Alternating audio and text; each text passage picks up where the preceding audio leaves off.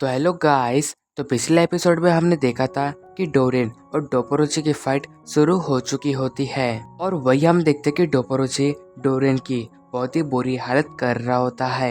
एक टाइम पे हमें ऐसा लगता है कि डोपोरोची बड़े ही आराम से इस फाइट को जीत जाएगा, लेकिन तभी हमें ये पता चलता है कि डोरेन ने डोपोरोची को हिप्नोसिस कर दिया होता है। तो वही अब डोरेन कहता है, तुम्हें क्या लगा तुम मुझे इतने आसानी से हरा सकते हो? लेकिन डोपोरोची, तुम अपनी जीतने की चाहत में ये समझ नहीं पाए कि मैंने तुम्हें कब हिप्नोसिस कर दिया हूँ। तुम्हें अभी ऐसा लग रहा होगा कि तुम मुझे हरा रहे हो, लेकिन वो तुम्हारा एक ड्रीम है। तो वही अब कात्सुमी रेस्सू से पूछता है, रेस्सू ये कौन सी टेक्निक है? तो वही रेस्सू बताता है, ये जो टेक्निक है ये हमारे स्कूल की नहीं है। शायद डोरेन ने डोपोरोची के ऊपर हिप्नोसिस कर दिया है और वही वो डोपोरोची को ऐसा ड्रीम दिखा रहा है कि जिसमें डोपोरोची आराम से जीत रहा है। लेकिन अगर डोपोरोची अभी इस ड्रीम से बाहर नहीं निकला तो डोरेन उसकी बहुत ही बुरी हालत कर देगा।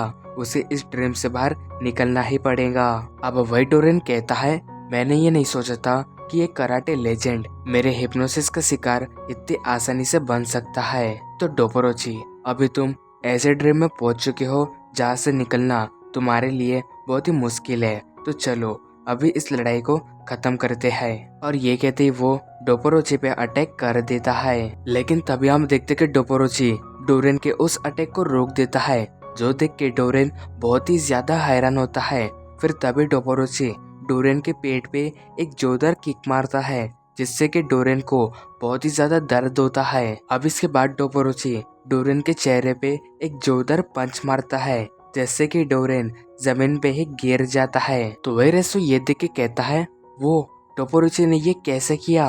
वो तो अभी भी डोरेन के हिप्नोसिस में है। लगता है डोपोरोची को ये पहले से ही पता था कि वो डोरेन के हिप्नोसिस में फंसा हुआ है, जिस वजह से वो अपने कराटे को पूरी ताकत से इस्तेमाल नहीं कर रहा होता है। और जैसे ही उसे ये रियलाइज होता है कि डोरेन उसके पास है, वो अपनी पूरी ताकत से उसके ऊपर वार करता है। सच में डोपोरोची एक लेजेंडरी कराटे फाइटर है, मगर डोपोरोची अगर हिप्नोसिस से वापस बाहर नहीं आया तो उसके लिए ये अच्छा नहीं होगा। शायद से मुझे ऐसा कुछ करना चाहिए।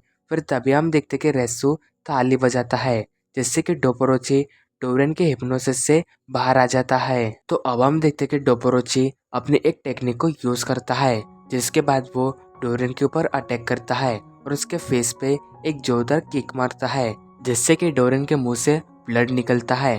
फिर तभी डोपोरोची कहता है, मैंने खुद को इस तरह ट्रेन किया है कि मैं सोते हुए भी ये पता लगा सकता हूँ कि कौन उस पे हमला करने वाला है। मगर तभी हम देखते कि डोरेन डोपोरोची पे अटैक करता है, जिससे कि डोपोरोची के आँख के ऊपर का पैच फट जाता है।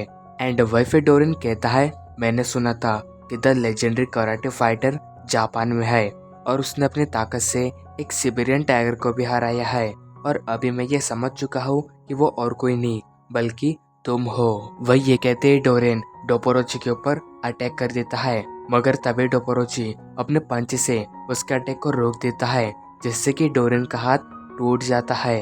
लेकिन तभी डोरेन अपने जूते के अंदर से एक हिडन चाकू को निकालता है और इसके बाद वो उस चाकू से डोपोरोची के ऊपर अटैक करता है। मगर तभी हम देखते कि डोपोरोची उस चाकू को अपने हाथों से पकड़ लेता है और उसके पेट पे एक जोरदार किक मारता है, जिससे कि डोरेन को बहुत ही ज्यादा दर्द महसूस होता है। तो अब डोपोरोची डोरेन के पास जाने लगता है और उससे कहता है, क्या हुआ डोरेन, तुम इतने जल्दी हार मान रहे हो? मैंने तो अभी ही शुरू किया है, तो चलो आ जाओ। वही ये सुन के डोरेन को बहुत ही गुस्सा आता है, जिसके बाद वो डोपोरोची के ऊपर अटैक कर देता है। मगर तभी डोपोरोची अपने पैर से उसके अटैक को रोकता है, जिससे कि डोरेन का दूसरा हाथ भी टूट जाता है और वही उसके दोनों हाथों में से बहुत ही ब्लड निकल रहा होता है। अब इसके बाद डोपोरोची डोरेन के पास आता है और उसके छाती के ऊपर लगातार पंचेस मारने लगता है, और इस वजह से डोरेन को बहुत ही ज्यादा दर्द होता है। पर तभी हम देखते हैं डोपोरोची के पंचेस मारने की वजह से डोरेन की फसलियां टूटने लगती है, जिसके बाद डोपोरोची डोरेन की छाती पे एक लास्ट पंच मारता है और इस वजह से डोरेन की सारी फसलियां टूट जाती है। तो अब वही डोपोरोची डोरेन के फेस के ऊपर एक जोरदार किक मारता है, जिससे कि डोरेन का बैलेंस बिगड़ जाता है।